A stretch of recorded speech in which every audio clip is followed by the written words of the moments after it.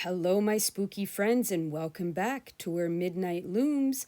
My name is Lisa, and in this vlog, we're covering October 3rd, 4th, and 5th. And I am revealing today what we're going to be doing with this fantastic shelf unit. And ta-da! We're going to turn it into a fortune teller's hut. We're going to take Witchy Poo here, and we're going to turn her into the most fabulous fortune teller anybody has ever seen. I am really very excited about this. This is going to be absolutely perfect. I'm loving it. We're going to get 3 boards that are going to go around to the side there, and then that way we can put her crystal ball and it will sit. So I'm going to make it so that her hands are going to wrap around it. We're going to get some fabric. I've got a ton of dingo balls and stuff. Like, we're really going to gaudy it up, so it's going to be great. I ordered her a golden turban from Amazon. What I'm going to do is I'm not going to try and take her hat off because it's glued on there pretty good, and I'm not sure that I might never want her to be a witch again. So I'm going to fold up the hat. It will go underneath the turban, and we'll get her something different to wear. Something with a lot of like jingly bits and maybe some leopard print. I don't know. I want to get some rings for her fingers, and yeah, it's going to be great. I have to finagle her so she sits up straight. She's a little bit bent over right now. But anyway, so that's where we are with the fortune teller hut. Today I'm going to paint the outside of the clock. I think I'm just going to do a light gray color, and then I have bins here, and I have another bin full of skeleton bits and pieces. So I'm going to get all of the bones. These are going to be too big. I got a foot bone. So then we're going to play around with basically what's... Oh, sorry, you can't see. This sunshine's really getting in my way. I gotta tell you. But we'll play with some where we're going to glue the bones on and how this is going to look. So that's what we're doing today. See, wait. So I've got like this kind of thing here. This one's too big, but it's going to be really great. I'm really excited about this. So let me start getting this painted, and then I'll come back and show you what it looks like. Alrighty, Roo, I just got the turban for the fortune teller delivered. So let's have a look-see together. What it looks like. Oh, it's beautiful. Look at those diamonds. Oh my. Oh, this is great. Okay, so,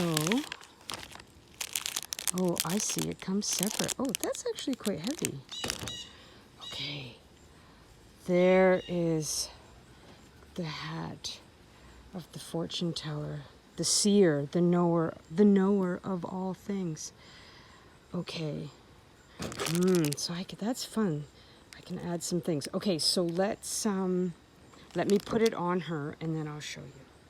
Okay, are you ready for the big reveal, the big transformation? Oh, this is great. This is really going to be a lot of fun. I'm very excited about this. She looks fantastic. And wait till I get the rings on her fingers, and we'll get a bunch of bangles and jewelry. It's really going to be great. And yeah, it fits perfect. So I just shoved her witch's hat up inside. Ah, I love it, I love it, I love it. It's perfect. Okay, so now the other thing to update is I got the clock. I've got the primer, the gray, light gray on the clock. So there's the door here. And let me just move this over here. So yeah, so there. So now the question is, what what is going to go on this thing, right? I did do the painting on the inside. I went to the dollar store quickly. Hang on, let me show you. I got these. Let me put you on a little holder here. Hang on. I got these because I thought these hands, there's two of these hands, these might work well here with the chain, right? Hang on. And the pendulum. I think that would be a lot of fun. These are a lot lighter than I thought they would be, so that's good. That's where we are today. Today is the 4th, and what I'm going to do now is I'm going to go through these bins. We've got all, you know, bits and pieces of skeleton, and we've got arms, various arms. So I'm going to go through this, see what's potentially workable for on here. That's what's going on today. Ooh, I've got the garlic here. I'm going to paint a little bit of green around here. It was coming apart. It was starting to peel away.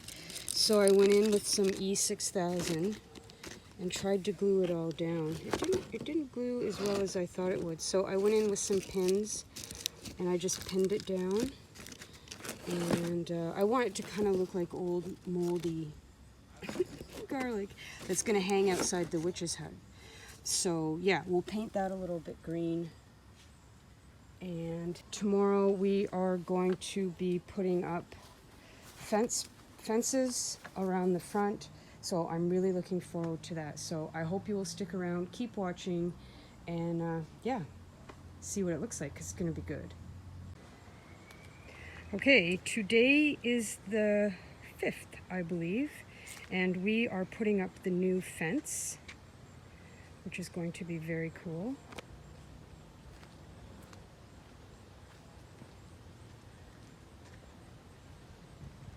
Yeah, and then it'll go all the way across there.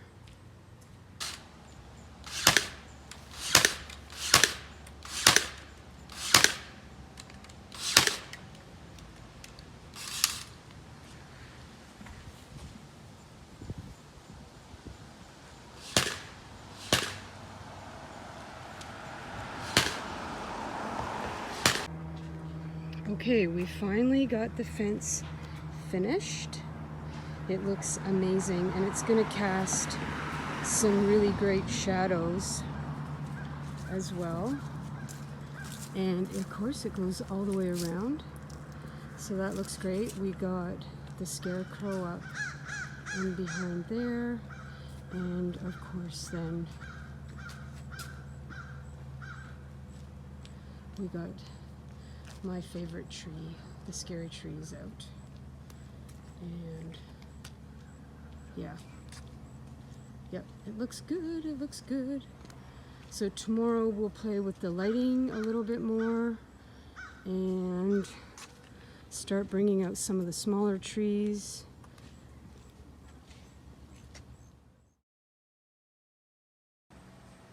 So the clock has been primed, and I might just leave it this light gray color.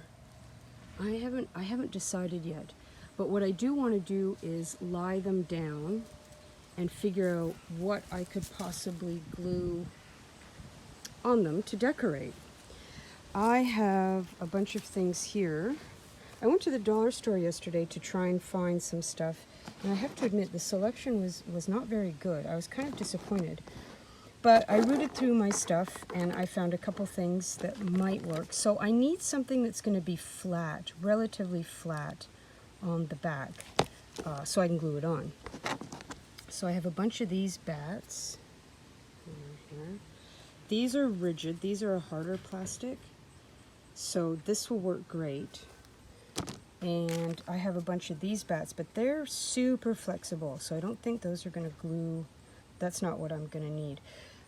But what I might do is paint these like I painted these, the light gray color, and have them somewhere else. Yeah, anyways, I gotta focus. So then I have a bunch of these teeny tiny little black bats.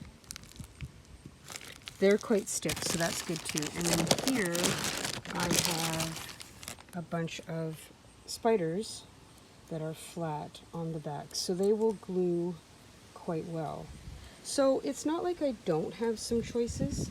I didn't know what I was actually looking for when I went to the dollar store, but I thought, well, maybe something will spur my interest. I have a couple of these mice, and these are rigid too. So the only thing that I really have, before I glue anything down, what I really need to do is make sure that I have it clear in my mind what is going to get painted and what isn't. Now, these plastic things don't tend to paint very well. As anybody knows that's tried to paint plastic, it can be hit or miss. So I did try and paint these a light gray last year, and it didn't go very well. It was okay, but it wasn't great. So I'm gonna have to, hang on here, what am I thinking? You know, like this kind of thing. And I think that if I left this gray, light gray, then there'd be no need to paint any of these things. I just need to carefully glue them on, or even screw them with a tiny little screw there. I could screw them in.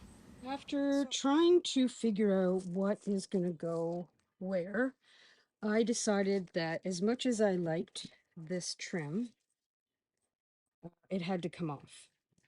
So what I'm going to do is I'm just going to paint over it. I don't mind that it's jagged, and you can see where I've been working away at it with the screwdriver.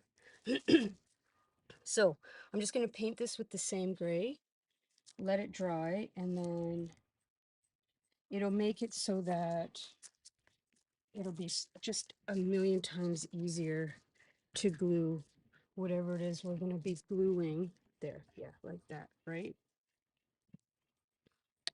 I think we're going to do something like that. I sawed off the back of this head here so we could glue those on.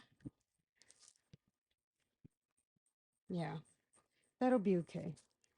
If nothing else, it just makes it a whole lot easier because it's flat. And at the end of the day, you're not going to see this lovely antique molding on it anyways. So let's get it painted and yeah, go from there.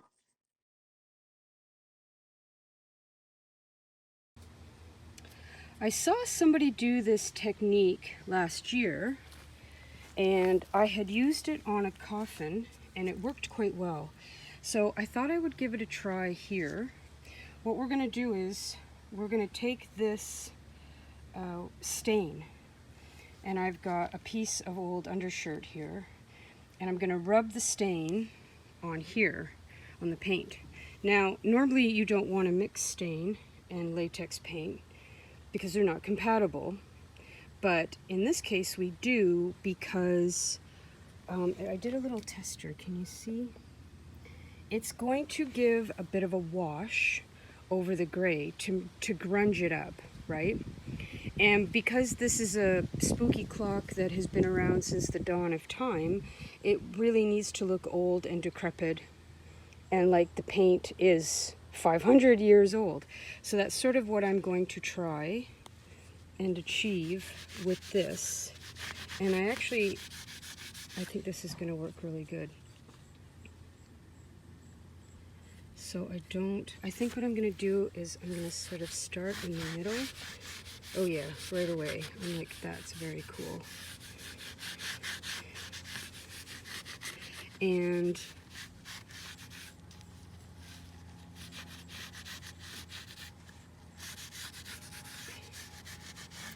okay, this is good. This is good.